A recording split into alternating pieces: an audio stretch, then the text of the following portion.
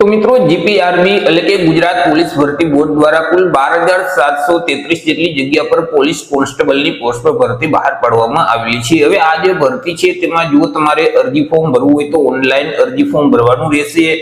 Online અરજી form already શરૂ કરી દેવામાં આવેલા છે। 3/12/2025 થી અરજી ફોર્મ શરૂ કરવામાં આવેલા છે અને 23/12/2025 સુધી તમે ઓનલાઈન અરજી ફોર્મ ભરી શકશો। ઓનલાઈન અરજી ફોર્મ જે ઉજાસ નું પોર્ટલ છે એટલે કે ujars.gujarat.gov.in નામની જે વેબસાઈટ છે તે વેબસાઈટ ઉપર જઈ તમે 23/12/2025 સુધી ઓનલાઈન અરજી કરી શકશો। વાત કરી લઈએ પે સ્કેલ એટલે કે પગાર ધોરણ વિશે કે ઉમેદવારોને કયા પગાર ધોરણ મુજબ પગાર આપવામાં આવશે।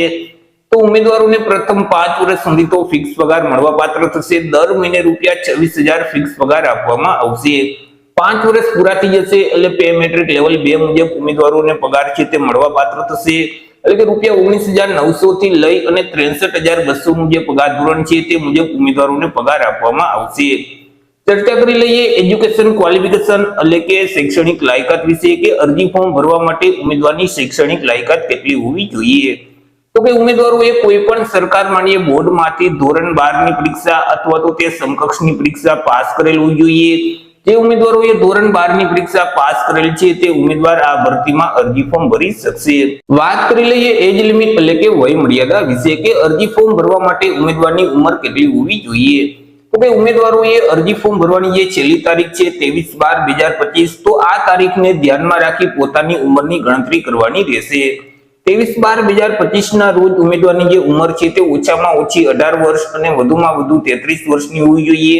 પરંતુ એ જે અનામત વર્ગના ઉમેદવાર છે તો તેઓને સરકારશ્રીના નિયમ અનુસાર છૂટછાટ આપવામાં આવશે।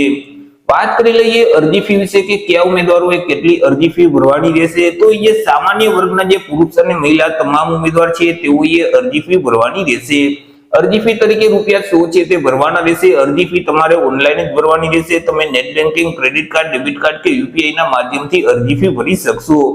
સામાન્ય વર્ગ સિવાય બાકી જે તમામ ઉમેદવાર છે જેમ કે ઈડબ્લ્યુએસ કેટેગરીના ઉમેદવાર છે, ઓબીસી કેટેગરીના ઉમેદવાર છે, એસસી અને એસટી કેટેગરીના ઉમેદવાર છે, માજી સૈનિક છે તો આ તમામ ઉમેદવારોએ કોઈ પણ અરજી ફી ભરવાની રહેતી નથી। ઊંચાઈ અને છાતી વિશે આપણે ચર્ચા કરી લઈએ તો કે પુરુષ ઉમેદવારની જે ઊંચાઈ છે તે ઓછામાં ઓછી 165 સેન્ટીમીટર હોવી જોઈએ। પરંતુ મૂળ ગુજરાત રાજ્યના એસટી કેટેગરીના જો પુરુષ ઉમેદવાર હશે તો ત્યારે તેમની ઊંચાઈ છે તે ઓછામાં ઓછી 162 સેન્ટીમીટર હોવી જોઈએ।